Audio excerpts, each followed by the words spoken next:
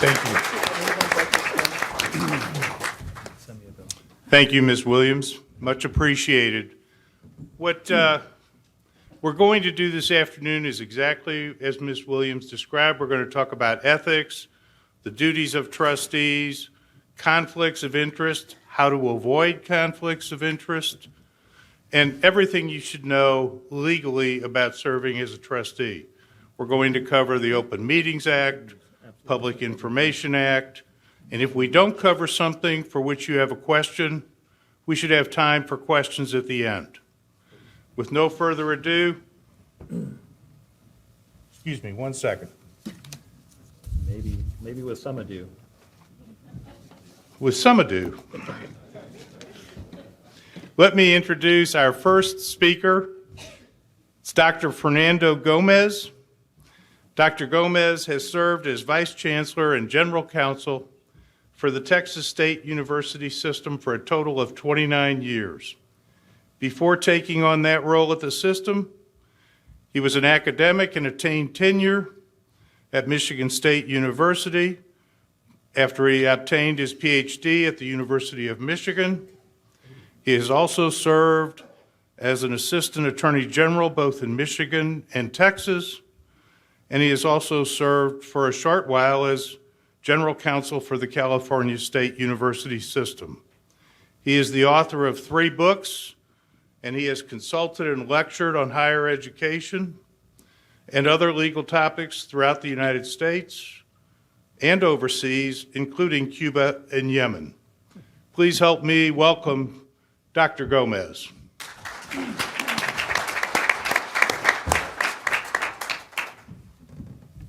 Thank you, General Counsel Franz and Director Williams and my 2 regents here, Regent Crane and Regent Harrell. I try not to take myself too seriously. Years ago, I had just finished my BA degree at the University of New Mexico, and my brother-in-law had finished his high school diploma that same year, and the family had a gathering for us. And my wife's grandmother, who was 89 years old and had a good Catholic lady, raised 5 daughters in rural New Mexico after her husband died. And she comes up to me and to her grandson with an envelope for each of us. And we opened our envelopes, and there was a religious card written in Spanish, and then a holy card, which is a picture with a prayer in the back of a picture of a saint with a prayer in back or some memorial, and a nice note saying, I am so proud of you, tanto orgullo contigo, tu abuelita, you are. So much pride with you, your grandmother, her initials, Aurelia Ulibari Romero. And this little lady was living with my mother-in-law and her husband, bringing in about $89.23 a month in Social Security. But I opened the also in the card was a 20 and a 5. It was a lot of money to me at that time, and I thanked her profusely, and I was very touched because she gave the same gift to me as she did to her own grandson. So when I finished law school, she comes up to me again, this little wisp of a lady, 4'10", about 90 pounds, and she's got a big smile on her face, and she hands me this card. No, abuelita, no, please don't. And she says, no, quiero que es tuyo, tengo tanto orgullo, it's yours, I want to do this for you. And I open it up, and there's a holy card with a prayer on the back, a card written in Spanish, and a nice little note signed AUR. Well, when I finished the PhD 4.5 years later, we're home at Christmas time, and she comes up to me standing like this, kind of tapping her foot with her hand on her hip, and she says, ¿Cuántas veces más vas a graduar tú? How many more times are you going to graduate? And I said, abuelita, es la última vez. This is the last time. Es la última vez, sí, ya recibí mi doctorado. I've received my doctorate. ¿Eres doctor? Sí, abuelita, soy doctor. I'm a doctor. ¿Sabes que tengo un dolor aquí? I don't have to.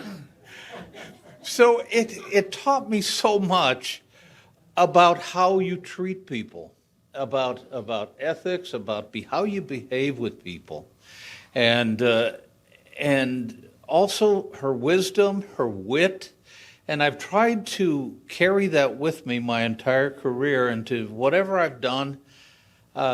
It's because certainly I've worked hard, but also because I'm very, very fortunate, and I've had people, mentors in school and elsewhere, that have been very kind to me. What does that have to do with the role of duties of regents and ethics? It's simply this, and the reason we talk about ethics in the context of governing boards is, and why is ethics necessary? Because you have authority, you have power. What you do impacts lives. It impacts people's livelihoods and people's lives. And so you search for wisdom and doing the right thing and doing the lawful thing, of course. If I left you with nothing else today, I want to talk about three things: role, independence, and fiduciary responsibility. And let me see if I can find my...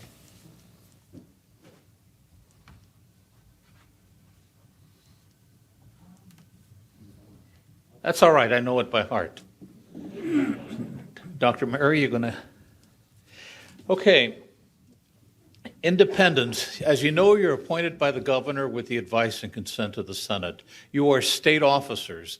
Those of you who are community college trustees, of course, also take an oath of office, and you were put in place by the voters of your respective districts. But those of you who are regents, you may not be removed, but through impeachment.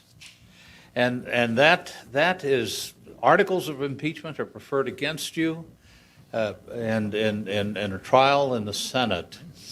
Now, there is a procedure where the governor who appointed you may remove you, but only with 2/3 vote of the Senate. The reason this provision is in place, and there used to be a law that said that the governor could remove you if he had cause or she had cause. That's no longer on the books. And the reason this is on the books is so that you exercise your independence of judgment. There's a provision in the Education Code, Article 51, Section 352. I want to... Oh, okay. Oh, that's okay.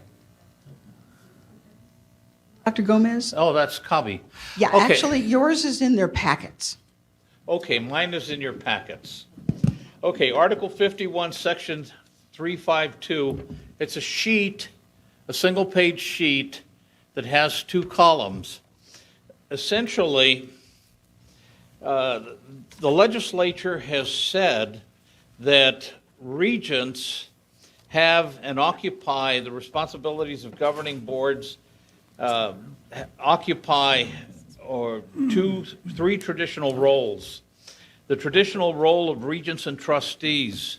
And the first imperative that the law gives you is that you must preserve institutional independence and administrative authority. So you are to judge the independence and preserve the independence of your stewardship over these institutions, and the right to select administrators and employees of your own choosing.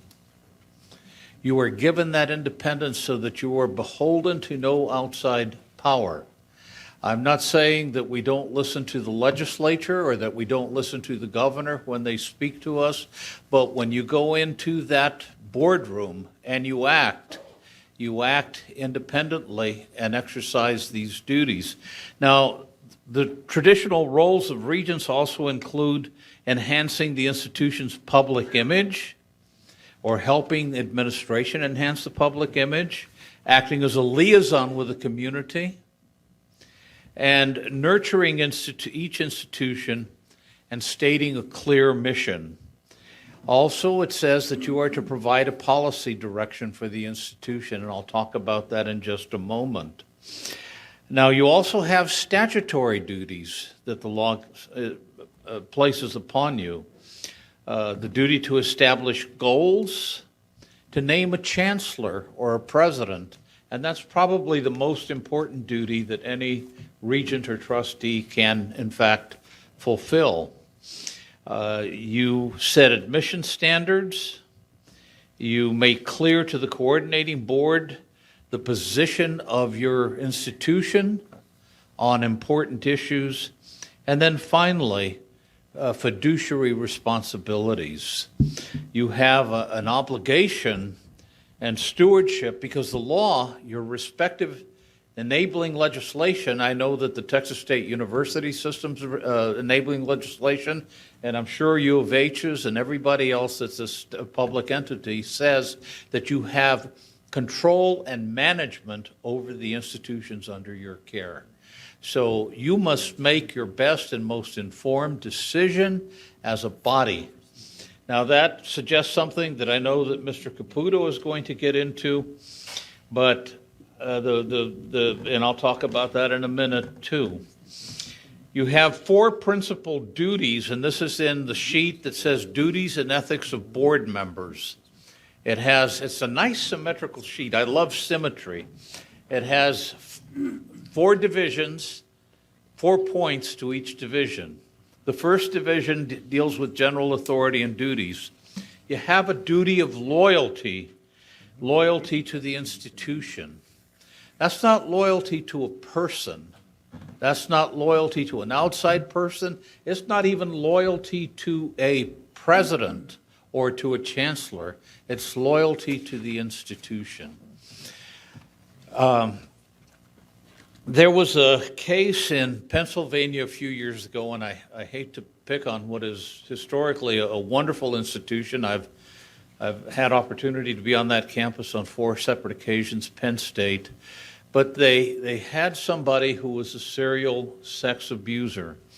And it was not dealt with by the administration. It was not dealt with by the administrators. I don't know what the board knew or didn't know, but I know administration let it pass because they were concerned about the image of the institution, and I suspect at some level about the image of the coach, who was a renowned coach.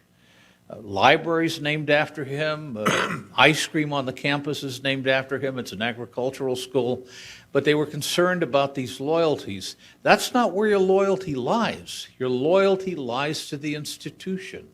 It lies to those universities that you serve, those community colleges that you serve. A few years ago, we had a long time ago, in a galaxy far, far away, a time long, long ago, we had a board chair that felt that the board's duty was to advance higher education in the state of Texas and went about trying to secure additional institutions for our system. That's not the duty of the board. That's not the role of the board. The general welfare or oversight or coordination, if you will, the commissioner used the word a while ago, is given by statute to the Texas Higher Education Coordinating Board. That is not your role. Your role is to look after your institutions. And I think, again, in a long time ago, this is back in the 80s, there was 2 regents were wanting to be, the board was changing over from Clements to White or White to Clements, I forget which one, from Republican to Democrat or vice versa. And 2 regents wanted to be chair of the board, an Hispanic accountant from San Antonio and a woman who was from Austin and was very close to the governor. And the board decided to nominate the accountant from San Antonio. And the governor stepped in at the time and said that that was not his choice.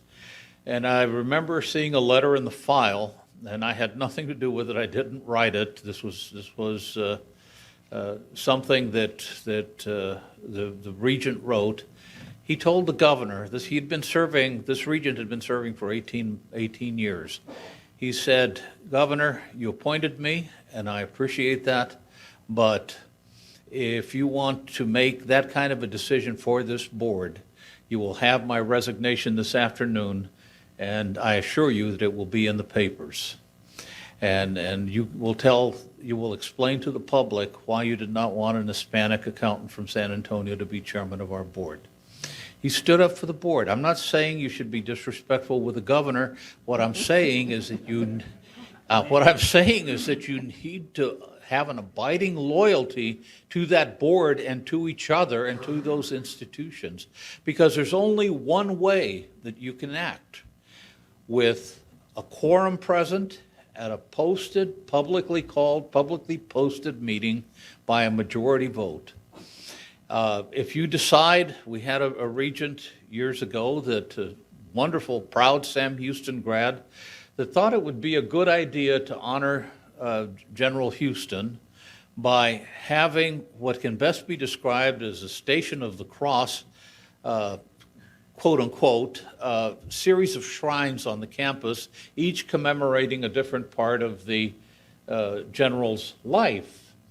Well, that sounds like a great idea. I thought it was a great idea when I heard it. The problem is, she didn't run it through channels. She did not run it through the Planning and Construction Committee, didn't check with the president, didn't check with the chancellor. You may have a great idea, but you have to run it through channels because you operate as a body corporate. Now, if you ask individually that something be done, most of the time they're going to rush to do it. And my favorite example, some folks have heard this before, I apologize to my colleagues, is the case of the begonias. Texas State had planted begonias next to the tennis center years ago, or not begonias, some plant, I don't know what it was, some flower. And this regent came on, she said, "My goodness, I think begonias would be lovely here, and it's a sturdy flower," and that's all she said. She didn't say plant begonias. She just said, "I think begonias." So the next time she was on the campus, guess what? They dug out the flowers and they put the darn begonias in. So be careful what you say or what you ask for. If you ask us for documents or you ask us for information, or you ask us to write you a speech, I've done that, and I know others have. We'll do anything that we can to help you lawfully. But if you come in and you say, "Well, gee, I think there's something awry here with one of the institutions. I want you to send me all of the personnel files in the Department of History at Lamar University. And I want them to include, for the last 15 years, because I want to look into this." That's not your role as a single regent. You go to your chair and you say, "I think there's a problem here." You discuss it with the chancellor. Chancellor will involve the president, and if there's a problem, you go about it that way. The point I'm making here is that you work as a body, and I have a wonderful board, and have for many, many years. They work so well together collegially. I was on a panel of general counsels recently for the systems, and they asked, "Well, how do you create a bond with a board? Because there's turnover." And I said, well, and I talked to the chancellor before I said this, and he gave me an okay. I said, well, for one, we have training when they come in, and they get to meet the vice chancellors and the system office staff. Two, years ago, the Hispanic accountant from San Antonio, the regents would go off with the presidents and chancellor and have dinner during board meetings, and everybody else would find a restaurant on their own. And he came and he saw that for the first time, and he said, "We don't have second-class citizens in this system. We only have first-class citizens, and we're going to eat together." And since that day, we eat together. They come in to lunch on Thursday, and we have lunch together, and there's no set seating. Now, the president may have set seating at dinner because there are community people there, but there's no set seating. There's no set seating at breakfast, and then we have a hospitality room, and folks get to know each other. And so when I go in and talk with that board in executive session, or if there is a problem, they know who I am. They know And not just myself, my colleagues, the governmental guy, the finance person, the academic person, they know who we are. We have a relationship, and we're a team. But we know, and I know, who is which is the body in charge. But establish those relationships. Those are very precious. They will help you to do a better job as regents. The duty of loyalty, again, we get off the track, I think, when we direct our loyalty to an individual rather than to the institution we serve. There's a duty of unity. I've talked about it. You speak with one voice. There's the duties of the chair to represent the board and provide leadership. Not even the chair can bind the board, but to provide that leadership. There's a committee authority. We work through committees. And we post those meetings just in case other regents want to attend. So that's the general authority and duties. There's the conduct at board meetings. You have a right to speak. And we ask that people speak respectfully and listen respectfully, because you also have a duty to listen. And in fact, when there's a vote, there's a duty to respect board decisions. You don't have to agree with the decisions, but you have to respect them. There was in that galaxy far, far away at one time, years ago, there was going to be a change in one of the presidencies, and one of the regents was very close to that president and did everything that he or she could to undo that board action. To understand the loyalty, could not go into executive session because of this person's concerns, and would fear that he or she would disclose what went on in executive sessions. But you do have, under the law, the government code provides you the right to file a minority opinion on any issue that you want. And you may do that, and that's proper and lawful. It's done through the chairman of the board. You have a duty of confidentiality, especially when you go into executive session. And the executive session may be revealed only by order of a district court. If you reveal that executive session, then what you've done is you probably waived attorney-client privilege, among other things. The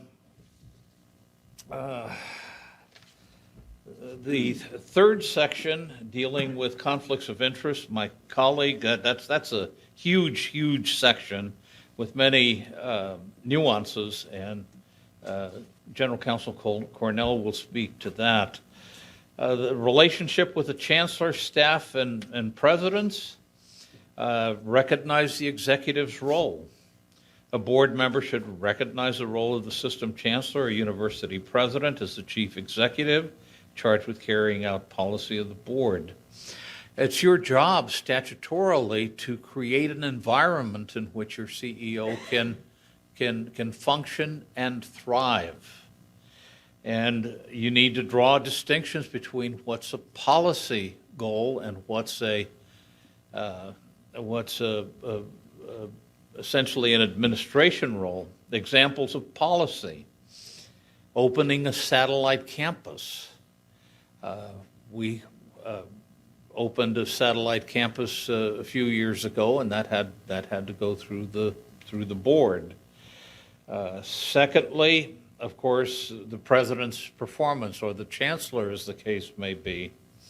Thirdly, this is one of my favorites: whether or not to sell land on an interstate. That's very clearly, or whether to condemn a piece of property. My board doesn't like eminent domain. They don't like to condemn. They have the power to condemn, but they try not to. And I've only known one instance where they've condemned and they resolved it, and that was years ago. So it's certainly something that's frowned upon in this state, and understandably, but it is a regental power. Somebody asked me recently about appointing employees and why the board approves employees. Well, our statute says that the board must appoint all presidents, principals, treasurers, and other employees, teachers, faculty, and other employees. And so that goes, and to fix their salaries, and so that goes to the board. Can it be delegated? Of course it can, but it goes to the board. What's not policy is termination of a dean. I've had regents very, very upset at times over a vice president or over a dean or something that's happened, and that's, you can tell the chancellor what your views are. You can tell the president what your views are. If you're certainly if you're in executive session on a personnel matter or receiving legal advice, you may certainly express your views, but at the end of the day, that is ultimately an administrative, not a regental decision. Student discipline, same thing. It can get your attention. Speech issues on campus are always problematic because we all have different opinions, whether we're on the conservative side of the political spectrum or on the more liberal side or progressive side, as they say, of the political spectrum, or somewhere in the middle. We have views on this. And what you want there is essentially to assure that freedom of speech is honored on the campus. Now, that doesn't mean, by the way, that the president couldn't speak out or that the board couldn't speak out and say, well, this is not who we are. These are not our core values. But it is primarily not a policy issue, but an administration issue. Strategies for retention of students. This is getting into the weeds on these issues. But I will close by suggesting that there are ways in which you can look for how you might serve your particular board. We have, you might ask the following questions. What do I have to offer? What knowledge, what business knowledge do I have? What education do I have that comes to bear? We've had rotate off the board recently a very distinguished engineer and a very distinguished academician, and they offered their very valid and useful opinions in appropriate committees and before the board on topics of their interest. We've had lawyers on the board. I love to have lawyers on the board because they help me to help the board understand the complexity of many of the legal issues that we deal with. What expertise, what knowledge, what experience, what relationships do you have? This is helpful during legislative session, can come to bear with your service. But secondly, why do I want to serve? Ask yourself why you want to serve or serve in a particular capacity, and what you can do to best contribute to the institution.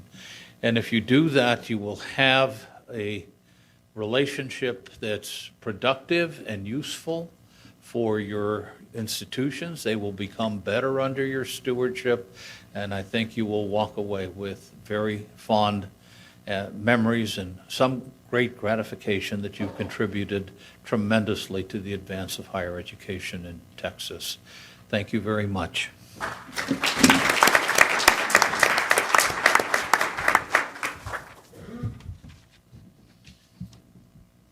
Thank you, Dr. Gomez.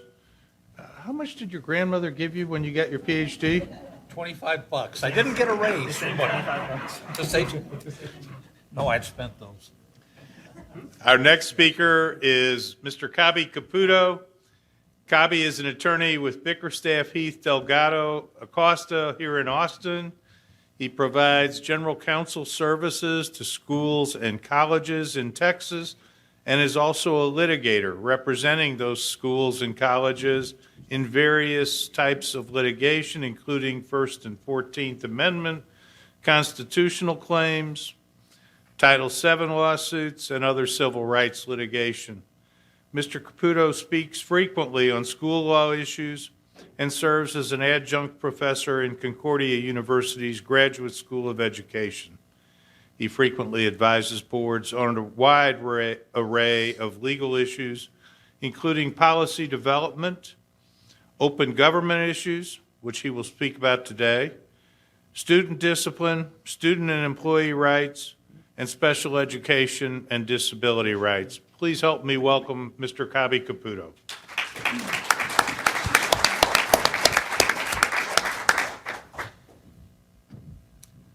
Thank you, Bill. So good news, there have been developments in open government law in Texas this year. So we've been kind of covering similar concepts, going through what's the meeting, what's the deliberation mean. This time, because of some court action and legislative action, I'm going to kind of focus in on some very specific issues. We can obviously talk in questions about broader type things, but there's some new developments that I thought would be good to cover and kind of start getting some opinions, because a lot of these things just went into effect 2 months ago, 3 months ago now almost, and we don't have a lot of guidance from anybody. So it was surprisingly active this year. The first thing that happened was I can't remember if it was this year or if it was the end of last year, but it was after last year's session. The Texas Court of Criminal Appeals ruled in the case of State versus Doyle. And I had been talking about that case for a couple of years at this conference and other places. It had to do with the provision in the Open Meetings Act that made it a crime to conspire to circumvent the law. And that had led to a lot of advice being given over the years by lawyers to generally say, don't talk to each other. If you talk to each other, swear a blood oath that you will not talk to anybody else on your board. Because obviously, if a quorum of you start talking about something outside of a meeting that's been properly posted, you may be violating the act. And what the statute said was conspire to circumvent the act. Doesn't give us a lot of guidance.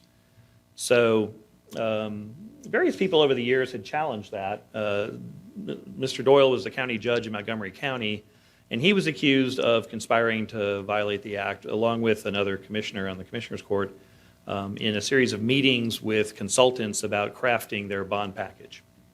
And the facts of that are not really too important. The significant thing was that he took the position in the criminal case that the open meetings law was unconstitutional, and as it relates to this conspiracy to circumvent the law, because he said it's too vague, it doesn't give me any guidance as to what is permitted or not permitted, and because it's about speaking and speech, it actually implicates the First Amendment. And there is case law out there that says if the law is going to criminalize speech, especially criminalize it, it needs to be very narrowly tailored. It needs to be the least restrictive means, because that's a very highly protected constitutional right. So he took this sort of surprising approach of, before we can even get into what happened and what I did and what other people did, this statute is unconstitutionally vague and violates my right to free speech. So he convinced the trial court of that, and I think I reported on that a couple years ago here. And then the Court of Appeals over there in the Houston area agreed and said, yes, it violates the Constitution. And it went to the Court of Criminal Appeals, and just as a refresher, Texas has a Texas Supreme Court, which only deals with civil matters, and a Texas Court of Criminal Appeals, which is the highest appellate court in the state that deals with criminal matters. And because this was a criminal case, it went to the Court of Criminal Appeals. And so they issued a ruling, and they actually agreed. They held that that provision, 551.143, was unconstitutional because it did not adequately put someone on notice of what was acceptable behavior and what was criminal behavior, and it did infringe on free speech rights. So what they were talking about was this concept that we sometimes call a walking quorum, sometimes called a serial meeting, sometimes called a daisy chain meeting. An electronic quorum is something else we talk about if you were all communicating by email. So none of you were in the room together, right? But if 4 or more of you or 5 or more of you on a 9-member board are emailing back and forth about something, the Attorney General, at least in this opinion from 2005, which was a Greg Abbott opinion, by the way, said that these sorts of things, meeting in small groups and then going off and meeting with others in small groups to where you end up sort of roping a quorum into the discussion, that's a serial meeting or a walking quorum, doing things electronically, that these things would violate the conspiracy to circumvent the act provision of the code. And so the Court of Criminal Appeals rejected that notion. They looked at it. It was an interesting opinion, and just for this purpose, they they did a survey of other states that had similar laws, and they sort of went through the gamut of things that other states have criminalized. And some of them are very specific, and it's a very simple, oh, you can't get a quorum of you together in a room and talk. And they don't address, telephone calls, electronic communications. They just don't address any of that. And then there's others that are very heavily, you should never have a quorum of you communicating in any means, in any manner. And they said because there's so many different ways you can define this concept, the legislature's never bothered to tell us what it is, except with this very vague language. And so because there's so many different ways it might happen, what ends up happening is exactly what we do, what I've done here for years and in other speeches I give. I just tell you, don't talk to each other.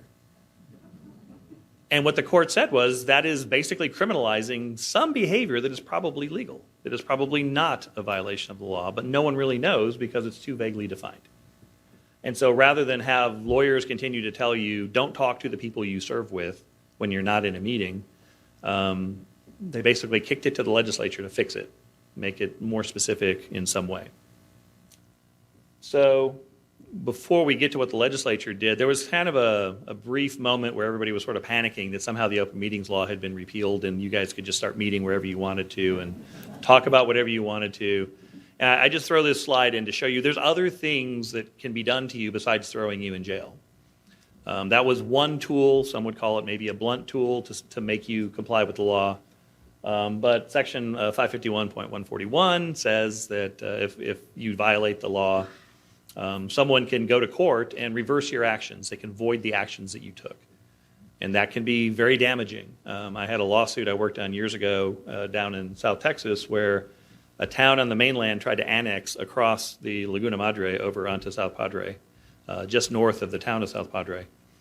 And I represented the town of South Padre trying to kick them off, drive the invaders back to the mainland, as it were. And we succeeded almost beyond our wildest imagining. We voided every action they took because their notices were insufficient. And so every annexation they did was voided, and they were kicked back to the mainland. And as a result of that, we also won our attorney's fees. So we almost bankrupted this little town in South Texas trying to pay our attorney's fees, in addition to losing these annexations that they had done. And then we ran to the legislature and got some laws changed that made it impossible for them to ever come over to the island again. So, but it is seriously damaging to your institution's reputation, if nothing else, if someone goes to court and voids some action you took. So you don't want that to happen. That was always still around. That didn't have anything to do with the Court of Criminal Appeals decision. Another option is that they can go there and they can get a injunction or a writ of mandamus where the court tells you stop having illegal meetings. Again, that would be pretty bad press for most people if you care about the press. And then 551.144 made it a criminal offense to participate in a closed meeting, which is different than engaging in a conspiracy to circumvent the law. So there was still even a criminal provision that opinion had nothing, it changed nothing about any of these other provisions. So there was always protection in the law. Hopefully none of you decided to cowboy it and start running around having illegal meetings because you thought the law was gone. It was there, it just didn't have the conspiracy. So the legislature came in to fix this for us. And in SB 1640, filed by Kirk Watson, state senator from here in the Austin area, they amended 551.143 to try to make it more specific. And I'm going to have to pull mine up here. What they did now was to say it's an offense, a criminal offense. So we're back to talking criminal law. If you knowingly engage in at least one communication among a series of communications that each occur outside of a properly posted meeting, and that concern an issue within the jurisdiction of the governmental body, in which the members engaging in the individual communications constitute fewer than a quorum of members, but the members engaging in the series of communications total constitute a quorum. So basically they're getting to this notion of, if the four of us served on a board and I went to Bill and talked with him and then I went to Fernando and talked to him, we would have had that would be groups of less than a quorum talking, and then suddenly there's more than a quorum that have had the discussion. But notice that, I don't know if this has a laser pointer on it. Oh, yeah, it does have fun. There's an and after that. You have to know at the time of the communications that the series of communications involves or is going to involve more than a quorum. So this is more specific. It limits us to really just sort of the serial meeting approach. And what that means is if another regent or trustee calls you and talks to you about something, if you don't know that they're going to go talk to others, you haven't violated the law. Now, they might if they go talk to a quorum after that. So it really narrows the application of this, and some might say too far. I mean, there's some concern that no one's ever going to be dumb enough to violate this law. They'll always, have plausible deniability that no one knew in the whole communication that there was going to be a majority of you talking. It was nothing we would have thought about. But that's the status of the law right now, is if you talk in groups smaller than a quorum and ultimately you rope in more than a quorum and you do it knowing that that's going to happen, then you violated the criminal law. Now, doing things less than that may still get you problems where people can void your actions or get injunctions against you, because that's civil. It has nothing to do with criminal law. So that's one big development, court ruling that was very kind of earth-shattering, and then a legislative action. And we don't know how that's going to be applied, because that just went into effect. We'll see what happens in terms of future attorney general opinions, court cases, and things like that. So that's one piece of this. The second legislation that the legislature picked up on in the open meetings law that I want to cover with you guys is citizen participation. So how many of you have a portion of your agenda set aside for citizen comments or citizen participation? Okay, so it seems like, looking around the room, most tables are raising their hands. ACC is, I know. Apparently, and I didn't really know this, but apparently there were a lot of jurisdictions, or at least enough that the legislature began to take notice of it, that put citizen communications at the end of the meeting. And so people kind of went to the legislature and said, well, they've already done the meeting. There's nothing I can really talk to them about anymore because they've already taken all the actions. And I wanted to talk to them about something they were going to do, but they went ahead and blew through the agenda, and then they said, come talk to us.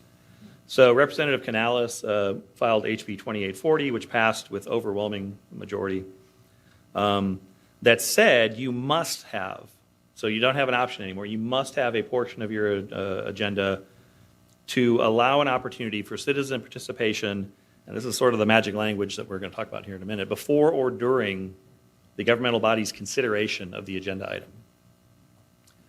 So what does that mean? Well, it means you can't put it at the end of the meeting, because it's got to be before you take up a matter, or it's got to be while you take up the matter. So there's different ways you can kind of do that. And I just note there, the bill analysis is that Representative Canales had heard about these shoving people to the end of the agenda. And recently, though, the questions have been raised about, well, what does this mean? What does this before or during consideration language mean? Because how many of you who have citizen participation do it at the beginning of the meeting and that's the only place it takes place? Is that pretty much everybody? Yeah. So in the world of cities, which I do a lot of work with cities, I was a city council member, we generally have citizen participation on every agenda item. So as it comes up, we'll get a staff presentation, the applicant, the developer, whoever will say their piece, and then we invite the public to talk specifically about that item. And because it's in that context of during the agenda item, we actually have a back and forth. Cities get into a lot of debates with their citizens about what they're saying. It's really what we would consider, I think, in the college world and in the school district world, a public hearing. Because that's usually what you do in a public hearing, is you let the public talk to you about a specific thing before you take some action on it.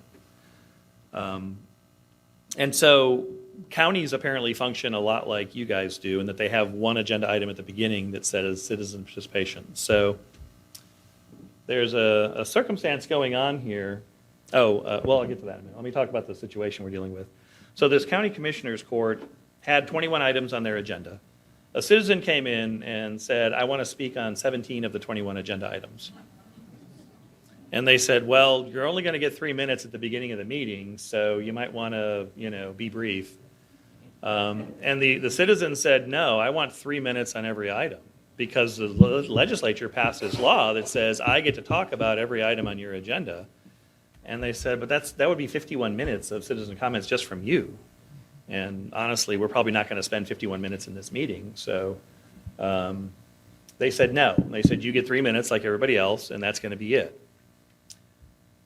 And because of the ruckus that they caused, the county attorney in this county has gone to the attorney general and filed a request for an opinion. So we're going to get a formal attorney general opinion on this of what does it mean The citizens' position is based on this, what I mentioned there. A Dallas Morning News, the newspaper, has a newsletter, and I think it's an online blog called The Watchdog. And there's an article in there that several of my clients from different jurisdictions, schools, colleges, schools, cities, sent me links to it and said, "Oh my God, are we violating this law?"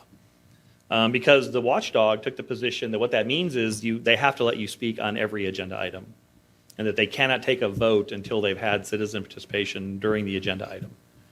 And what the county attorney who filed this request said, and what other people, TML, TASB, TAC, all these folks are filing amicus filings with the attorney general, are saying is the legislature said before or during. And so we can have them speak before, and it doesn't say where before we consider a matter, but to give someone the ability to speak before we consider a matter implies that we haven't begun considering the matter. So that would mean the agenda item isn't currently on the table. It's before we get to that agenda item. Otherwise, there'd be no point in saying or during, because during clearly means while we're considering the particular specific agenda item. And so we'll see how the Attorney General comes down on that. But this is, 3 months in, and we're already asking the Attorney General for guidance on how this works. The position that most of us are taking is as long as it's before everything else in the agenda, you can, require them to speak then. Another part of the law I don't put in the slide, but another part of the law says specifically you can adopt rules that specify how long citizens have to speak. You're allowed to still limit it. And there's different ways people do that. Some people, it's just everybody who signs up gets 3 minutes, and however long it takes to burn through that is how long it goes. I know the Austin School District here in town has a policy of they only do an hour of citizen comments. And you get, I think, 2 minutes with them. So if you're not one of the first 30 to sign up, you're not going to get reached, because what they've said is we only have an hour of our lives to devote to this, and we've got a lot of other things on our agenda tonight, and so we're going to get to that later. It'll be interesting to see if that gets rolled into this AG opinion and see if that's acceptable, because what the law says is every citizen who wants an opportunity to speak must be given an opportunity to speak. So I think some of those practices that predate this new law are being changed or being considered to be changed. So we'll see how it goes. It's not the worst thing in the world, having been a city council member. It's not the worst thing in the world to have people talk on every agenda item. A lot of times nobody speaks on agenda items. There may be 50 people who want to talk about one specific agenda item, but you're going to hear from them one way or another. But we'll see. Generally, the position, I think, seems to be in a lot of governmental entities, this is our business meeting. We're here to do business. We don't really have time to do a lot of debating with the public about what we're doing. And we'll just see how that plays out. So that's the Attorney General that's been requested. If you want to have your lawyers jump in on it, you can use that request number to tell them to go file something with your unique perspective. But like I said, I know the Texas Municipal League, I know the Texas Association of School Boards, I think the Texas Association of Counties have all committed to filing something to express their opinion that it surely can't mean that if they speak before the agenda items, they get to speak 17 times for 2 or 3 minutes each. But we'll see. General Paxton may come back and say, no, that's exactly what it means. All right, so let's talk about the Public Information Act for a little bit here. So this is another law that we've covered repeatedly here. And as a general proposition, you're all familiar with the notion that governmental records are public. And over the years, there's been this kind of evolution of, well, what is a public record, and what does it mean if public information is on my computer or on my phone or in my tablet? And so over the years, people have kind of debated it. The Attorney General has always taken the position that it doesn't matter what device it's on or how it got there, but if it's public business, you have to turn it over in response to a request from the public asking for that kind of information. And in 2013, the legislature came along and passed a law that specifically says that. They amended the Public Information Act to specifically say it doesn't matter if it's a text message, if it's an email, if it's a voicemail, any document or information you have that is about public information, regardless of where it's stored, is public information, and you have to turn it over. And that has led to some difficulty, I'll say, for governmental body staff who you may have gotten them yourselves. They may send something out to you saying, hey, we got an open records request asking for any communications between, the institution and this group about this topic, right?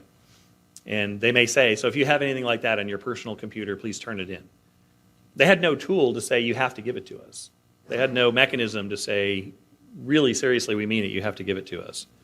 And what we do then is we basically just tell them, here's the records we have. And if they say, well, what about, regents on their home computers? We're like, no, we asked and they said they don't have any. We didn't go to your house and log onto your computer and scroll through your email and look in your cache file and all that stuff to figure out what you deleted.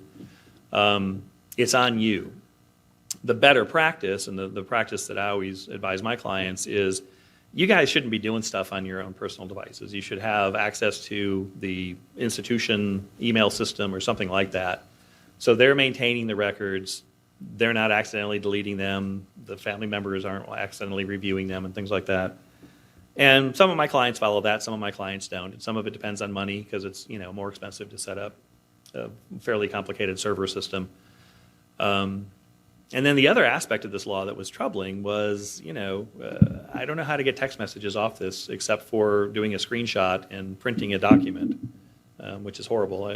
Somebody needs to develop an app that you can just forward a text message to your email. And then how many of you actually know how long you have to keep governmental records if you have them on your own personal system? It's very, very complicated. There is no... a lot of corporations, for instance, if you work in a medium-sized corporate entity, they may have a standard. We're going to preserve all of our records for 5 years or for 7 years. We're going to archive it after 1 year, and then we're going to delete it after 5 years. You can't do that with public information. The length of time you have to maintain a governmental record is driven by the Texas Archives and Library Commission. Texas State Library and Yes. Archives Commission. That's it. They make all these little schedules, and they go through and many, many pages and say these kind of records have to be kept for this long, and these kind of records have to be kept for that long. So just to give you some examples, the minutes of your meetings are permanent, so they got to be kept forever. You shouldn't have the official minutes on your system, so that's not really a concern for you.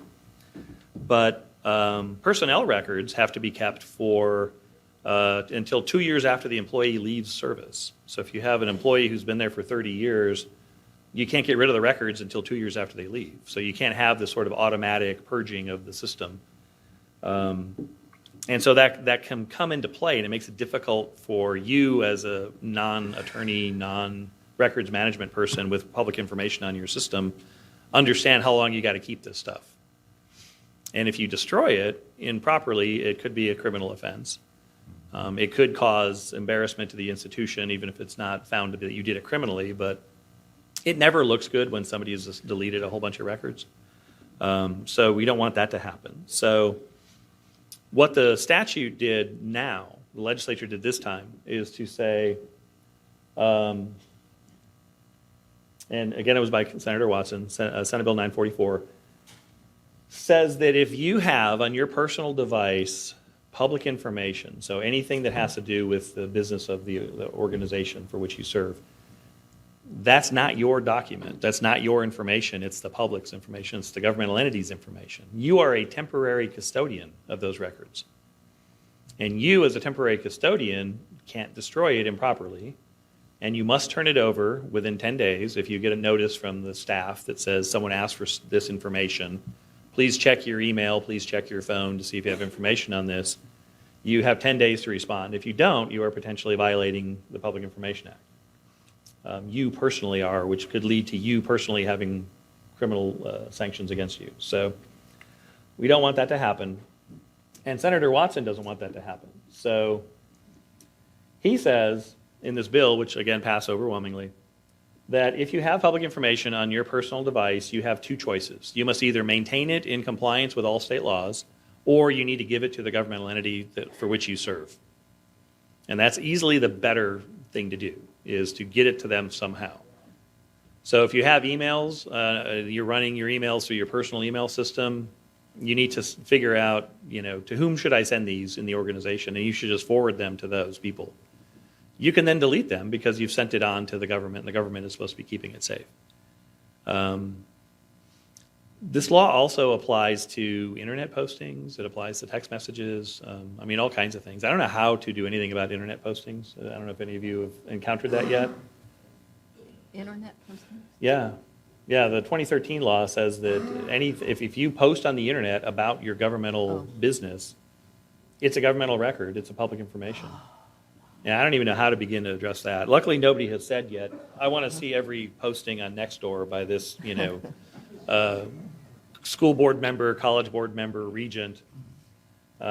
It's really a big thing in the city world because everything Probably- goes on. And Probably the answer is to not post on those kinds of again, the safest thing. But when you're talking to city council members or school board members or college board members, you're elected officials. You don't want to look like you're not paying attention to the public when they ask questions, on a Facebook page that you run or something like that. But that's also public information, and somehow we've got to be able to preserve and keep that. So that should be fun to kind of work through. But the bottom line for me is what it has always been. Don't use your phone to conduct public business. Or if you do, make it a public phone of some sort. I don't know if you've got the budget for that. One thing I note here is that I don't know why, but law enforcement agencies all went berserk about this. I have clients who have police forces. I have cities, obviously, have police forces. And 2-1, their chiefs all sent notices to their CEOs, who then sent it down to me saying, what are we going to do about this law? And when we went in and had meetings, what the police departments were saying was, you need to give us city-issued cell phones, which is a solution. I'm not saying it's a wrong thing. That's certainly a solution. But the question that I asked in several of these meetings with different entities that I was in was, well, why are you doing it on your phone? And they said, oh, we do it a lot now when we're gathering evidence and things like that. We just take pictures with our phone. And I said, okay, well, upload the pictures to the city somehow. And they said, oh, but what happens if we lose it or we delete it? I don't know what to tell you. That's an operational level question about how you do these things. But you don't have to take pictures with your phones if you don't want to. I mean, you can use cameras or... So for the most part, we have told the police departments, we're not buying all of you cell phones. Because, some departments are hundreds of people, and it would be really expensive to go get that many new Verizon accounts and then try to keep track of the phones. What you need to do is just develop internal processes where if they're using the phone for significant police activity, get the information over so that we're not worrying about whether they're storing it properly, which they should be doing anyway. If it's going to be evidence in a criminal matter, there should be an awful lot of concern about chain of control, command and control, and who had it when, and chain of custody and things like that. So, but for you, as elected officials, don't conduct public business on text messages in particular, because it's really hard to get it out. It's really hard to store it and keep it and maintain it properly. What you can do is use the text message to say things like, can I call you? Or, are you free tomorrow to meet? That kind of information is what we call administratively valuable. It doesn't need to be maintained for any significant period of time. So if you go in and delete all your text messages periodically, you're not violating any criminal laws by doing that. But that you should then meet and talk, either call by phone or do something other than send really complicated text messages to each other. And I know, like for me, I'm not really good with my thumb, so I don't like doing that anyway. But certainly the younger generation, I have children who are all grown adults, and I will call them to talk to them, and I get a text message that says, what do you want? I'm like, you literally have your phone in your hand. You just have to slide over here and we can talk. But they insist they don't want to talk. I mean, they're like, well, just tell me what you want and I'll respond by text. For some reason, they would rather do that. So this may become more of an issue as younger people get into government more. But there's going to be a lot of changes when they get into government. So That's probably true. I, for one, am already happy with our new overlords, so officially. So anyway, don't use text messages for substantive stuff. If you use email for substantive stuff, get it into the government. Talk to your chancellor, your president, about what systems you have to do that. If you don't already have, an Austin Community College email address or whatever. That's the safest, best practice is to have an official city, governmental system. But if you don't, just be aware you've got to maintain those records now, or you've got to turn them over. So It's not as much detail as we would normally cover or breadth that we would normally cover, but these are new things, and I wanted you to be aware of them. So I'm going to turn it over with 1 minute remaining. Yes. To my colleagues. Thank you, Kabi. Our next presenter, as I mentioned before we took the break, is Donna Cornell. Donna is the Vice Chancellor for Legal Affairs and the General Counsel for the University of Houston System, as well as serving as the Vice President for Legal Affairs and General Counsel for the University of Houston main campus.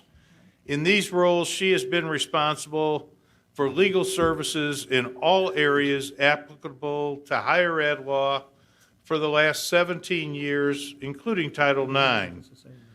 She also has served as an adjunct professor at the University of Houston, and before her appointment to these current roles for the last 17 years, Donna served as Deputy Chief of the General Litigation Division for the Texas Attorney General's Office, served as a partner in an Austin law firm, and also served as an Assistant Attorney General for about 5 years. Please join me in welcoming Donna Cornell.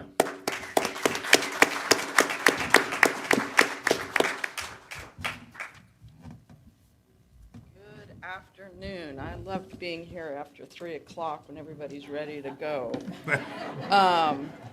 My favorite time. So I like to ask questions as we go along. So, of course, I've brought some folks that I know so they can applaud ahead of time. And but they know that I will call on them. I'm going to also call on you guys a little bit. So hopefully we'll get a little participation going. How many of you are first-time trustees or regents? Let me just see how many we've got here. So a few. Good, good. Congratulations. It's quite an honor. I've been learning a lot here about the Open Meetings Act. That's like, a little scary, but I think we're going to be fine. My personal opinion is I don't think those changes in the law really will change anything from the way we interpreted it over the years. So I actually think we're good. We're going to talk a little bit. I'm going to talk a little bit more about some of the things that Fernando covered, probably not anything that Kabi covered, but just kind of a little overview about the role of the governing board. Fernando is talking to you about, your policy-making body, not a management body. You have some certain duties, though, in the role, and he quoted the section in the Education Code. It's in your materials. These are some of the things that I think are the most important ones. I pull them out. Preserving institutional independence for each of your campuses, enhancing the public image, insist on clarity of focus and mission. One of the things that we miss a little bit sometimes is how important your mission statement is. I encourage you to make sure you know what that is for each of your institutions and just look at that. I anticipate with the changes we're going to see in higher education that your missions will need to change because just the way we're going to be delivering education is going to be different. The kinds of students that we're going to have to educate are a little different. Everything has changed so exponentially in the last 17 years since I've been here. I know it's going to change more, and we need to be adaptive. And one of the most important things for each board member is to set mission statements. Policy direction, admission standards, again, that's a key role of a governing body, and act as a fiduciary. I'm going to talk quite a bit about your fiduciary role and what that really means, because I think that's a key in a lot of this. Obviously, selecting your president or chief executive officer, and make sure that your positions are shared with the coordinating board on matters that are important to your institution. Fiduciary relationship has got 3 elements. We talked a little bit about some of these: duty of care, duty of loyalty, duty of obedience. It sounds so much like a lawyer, good Lord. Duty of care, you don't have to be an expert on everything. You need to be able to rely on the experts that are going to be presented to you. So if you're going to be presented a particular item that is really out of your area expertise, you are still going to be exercising your duty of care if you reasonably rely on others who have that expertise. See, I get ahead of myself every time. You can rely on expert advice, opinions. Who does that typically include? So typically, at least in our board, you'll hear presentations in your committee meetings from your chief financial officer, from your chief academic officer, maybe from student affairs, and from time to time from your general counsel. They may know something once or twice. But those are people you can rely on, and that is how you exercise your duty of care. Duty of loyalty, loyal to the institution. This is, I live in Houston now, and some of you who may not be from Houston may not be aware that our independent school district in Houston is being taken over by the Texas Education Agency, really because of failure here, the duty of loyalty. It was failure on all parts, duty of care, duty of loyalty, duty of obedience, looking at other people's interests or your own interests above that of the entity you are representing. It's from a lawyer's perspective. I know there's a couple lawyers here. It's always a question, who is your client? And for me, the client is the institution. It's not my individual board members. It's not my President Munoz sitting here in the front row cheering me on. It's the institution. And it's the same for you. Your duty of care and loyalty is to the institution. It is not to one particular person. Financial interests, political interests, these are the kinds of things that can interfere with your duty of loyalty, as it has in the Houston Independent School District. Bad example, but it's going on right now. It's truly sad. Duty of obedience. Ensure that it's operating in furtherance of its stated purposes. Going back, like, what are we doing? What's our mission?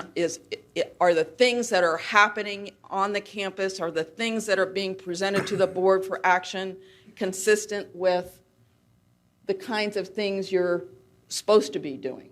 Or are you off track somehow?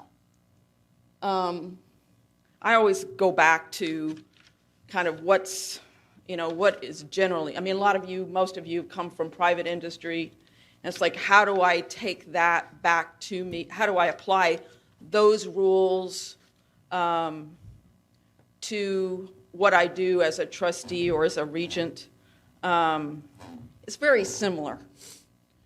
Ensuring there are clearly defined roles, responsibilities, accountabilities. Accountabilities is key.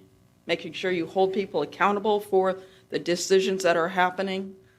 Again, that's one of the areas in public life that, frankly, I have seen over the years is lack of accountability. That's typically why lawyers actually get involved in problems, is somebody hasn't been held accountable. Accountability is important. Good ethics and keeping integrity in high regard. Okay, if you forget nothing else, if you remember nothing else, if you remember nothing else, do the right thing. It's really not, ethics and integrity is like, would I be afraid of seeing this on the front page of the newspaper? It's just not that complicated. Is this something I would be proud to tell my children, my mother, my grandmother? Is this something my next door neighbors would say, hey, you did the right thing, good for you? And there's another thing we talk about every once in a while. When things are not going well, if you're not doing the right thing, you see an entity not doing the right thing, or from my point of view, if I have reported something that I think is truly wrong and nobody that in power is going to do something to fix it, you know what my job is then? after I've reported it up the chain, my job is to quit.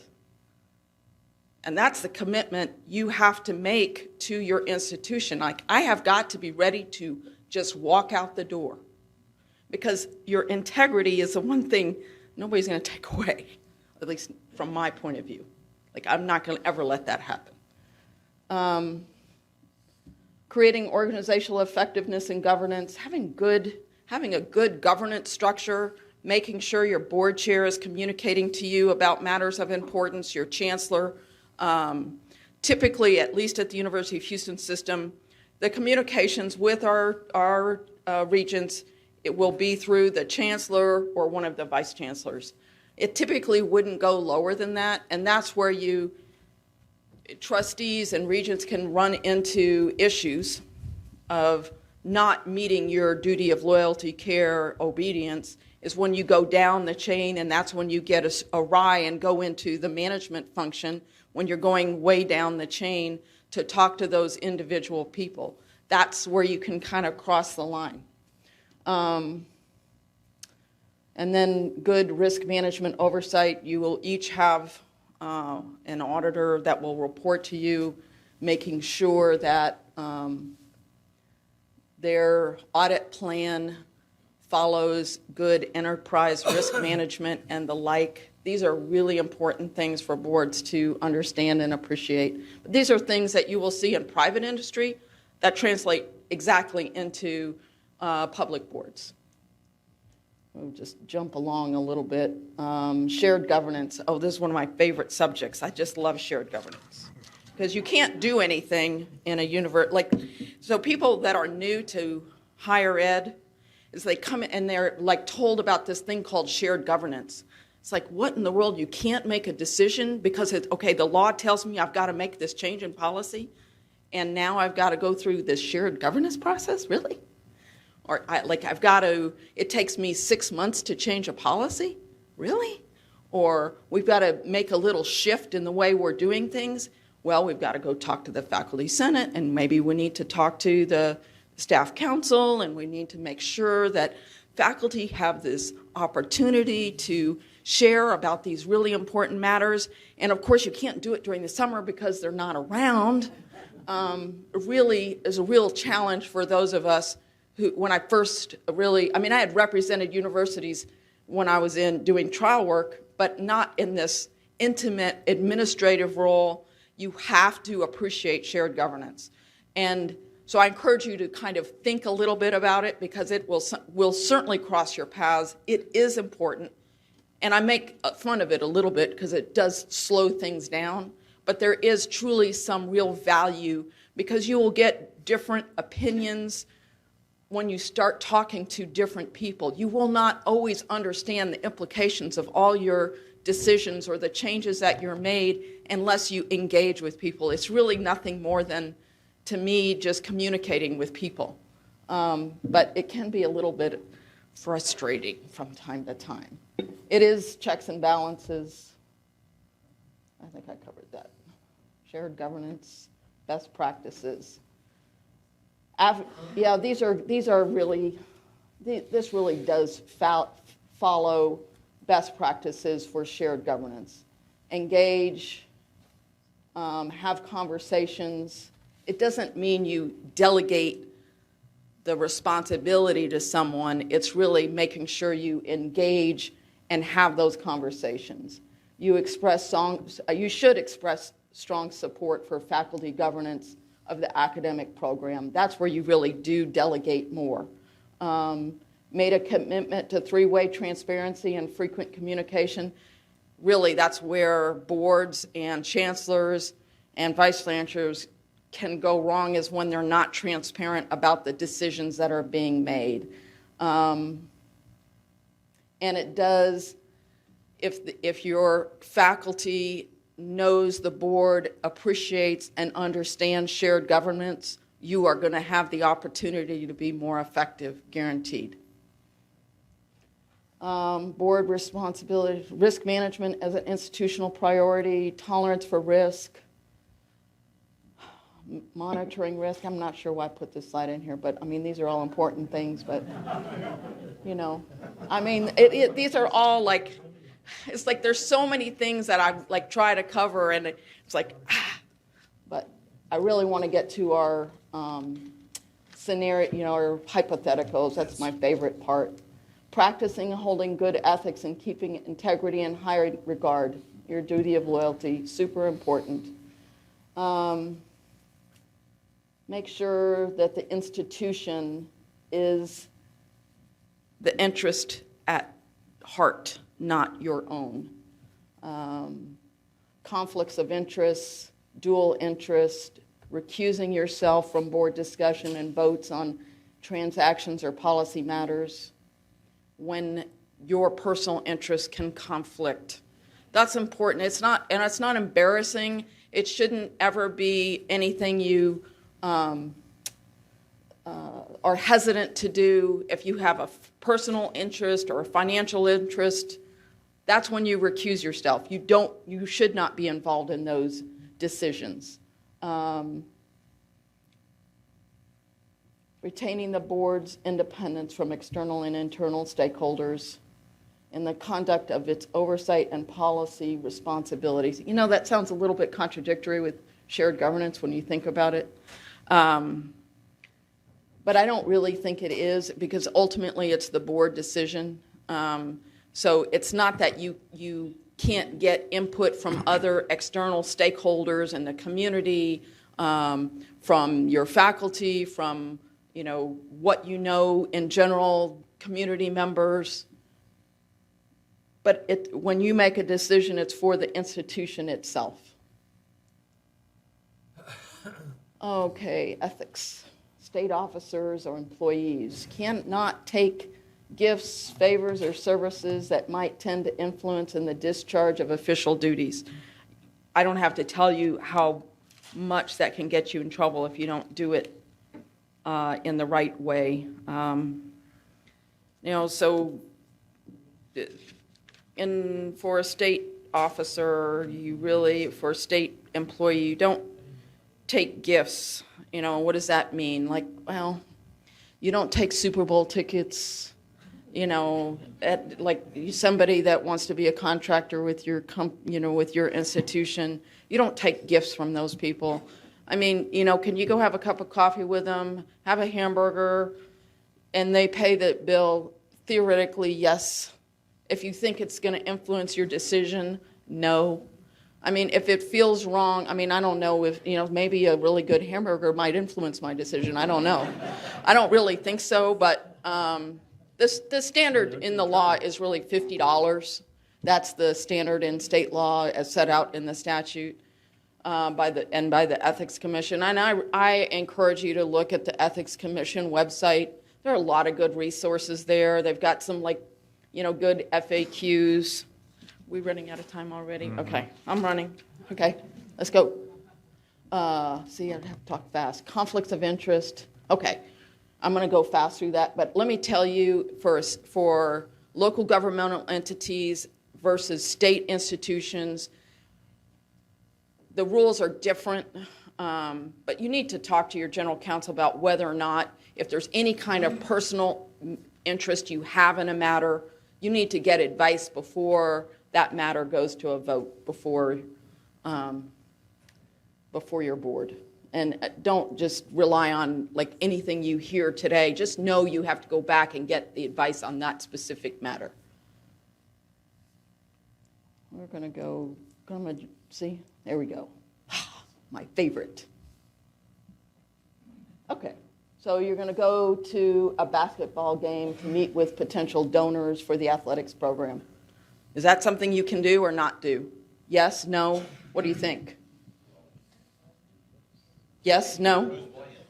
The Houston Cougars, come on. Have you all been? We have a great basketball team this year. Super excited. What's your role? Your role, President Munoz, what's your role? My role is to extract from the donors. See, I told you he would have the right answer. Here we get into some kind of conflict. Your brother owns a consulting company that is planning on placing a bid for a major contract. You later come to find out that his company was selected as the vendor for the project and the contract is coming to the board for approval. What do you do? Abstain, recuse. So the first thing you do is disclose the interest and then recuse yourself. I mean, be very transparent with your board, and my advice would be to do it publicly so that there's a record of it. Like, I know these people. You can either disclose, and in some cases, I've even seen the trustee or the regent walk out of the room because they don't even want to be involved in the discussion, so there's no issue. And so you let the rest of the board make the decision in and of itself. Sometimes they stay in the room and are just quiet, but you disclose and recuse. You get a call from the governor's office insisting you vote against any tuition increase. I'm telling you the governor would never do this, but let's just presume that he would or she would, because the governor is concerned it will hurt his reelection bid. What do? This is like, these kinds of things can happen. Like, not this governor, but it does happen. Just remember. So how do you handle that?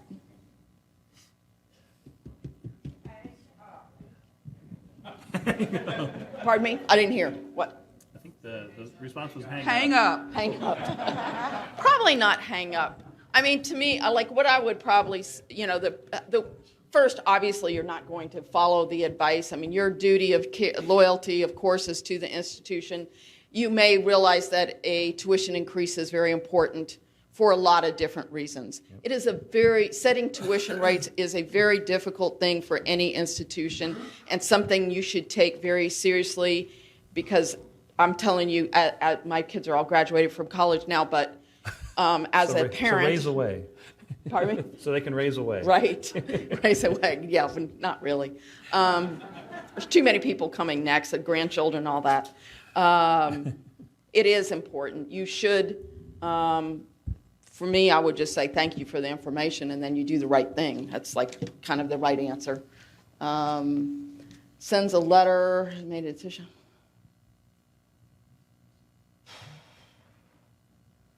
So the dean is calling you, and he's like out on his own, writing a letter to the board.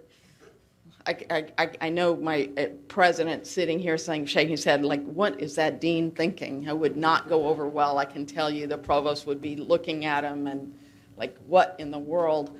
So what do you do with that? You get this, maybe you even know that, let's say you know the dean of the business school and he really wants you to fight against this thing, and like, how do you deal with that? Like, what do you think the right response is to that dean when they're contacting you? Do you bring that to the full board? You take that to the provost? Send it back to the chancellor? Probably what I would do. Yes. Yeah, okay.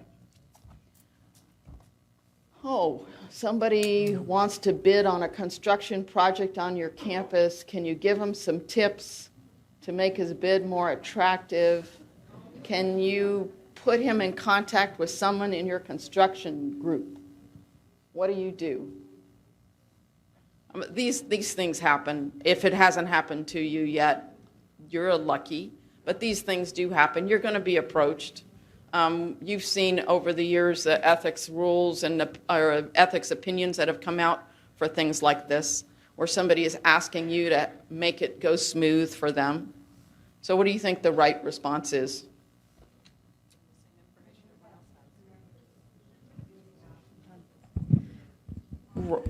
We got a volunteer with the microphone over there. Okay. I would go through the chancellor, ask who this person needs to be in touch with so that they get the same information as all of the other groups wanting to make a bid, Right. and that person can submit a bid, Right. just like everyone else. Yep. Yes.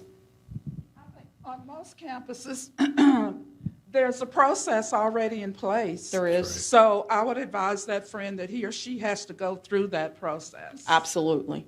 Yes. Maintaining the integrity of the process is super important, because then you're not going to be accused of giving some preferential treatment from one person to another. It's hard sometimes in the business world where somebody you've known for many years is going to approach you and say, hey, can you help me figure this out? Like, yeah, I mean, you can get them in touch with the right people at the institution and then just stand back and let the process take its course.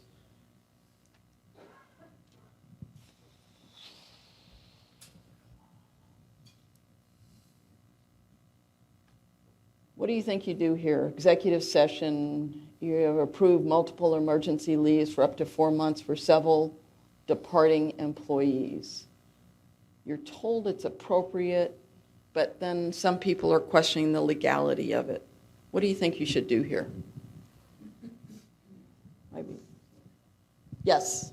Ask the advice of the lawyers and rely on it. Yeah, I mean, I Good answer. It is. I mean, you're going to, the board obviously does have to consult with a lawyer. And I'll tell you the thing about executive session and when you're having you see controversial decisions being made, you have those conversations in executive session. Individual board members shouldn't be commenting on what goes on in executive session. And to the extent the board has to make a statement, that's going to be made by the board. If it's a institutional decision, it's going to be made by the chancellor. But you get the advice and rely on it. Letters of recommendation. Ugh, these are difficult. You're going to be asked for this. Am I done? Okay. This is my last one, and then I'll stop. Letters of recommendation. You will be asked to give letters of recommendation. And so there's not some people will just not do it. Some of my board members just won't do it because they feel like it puts them in too much of a bind. There's not a great legal answer to this. If you really do know the student and you want to give a letter of recommendation, give the letter of recommendation and then just step away from it. I mean, it's not wrong, it's not illegal to give a letter of recommendation. If it's somebody you don't know, that's kind of weird, but you can say truthful things in the letter. I do know of organizations that in their individual code of ethics that they've adopted, that they view such letters of recommendation to the institution to be interfering in a operational level decision, and it's not appropriate. And so they've adopted a rule that says that, but that's their interpretation Right. of that duty. So you could go that direction too. That's the I don't do it. You can Yeah. also put a statement in the letter, please follow your processes in due course and due regard, so that you are making it clear to the institution you're just consider this letter of recommendation as you would any letter of recommendation, not special from me because I am on the board. And I think that's appropriate, Donna, but the gifts provisions of the government code do allow gifts to be given that exceed $50 if they are gifts from friends, Correct. friendship. Yeah. That is correct. And in that spirit, if this is somebody that you've known since he or she was very young, then I think with the qualifier that Donna suggests, I think that's appropriate. All right, I'm done. I'm out of time. They're going to shut me down. All right, We thanks don't very want to much. go long.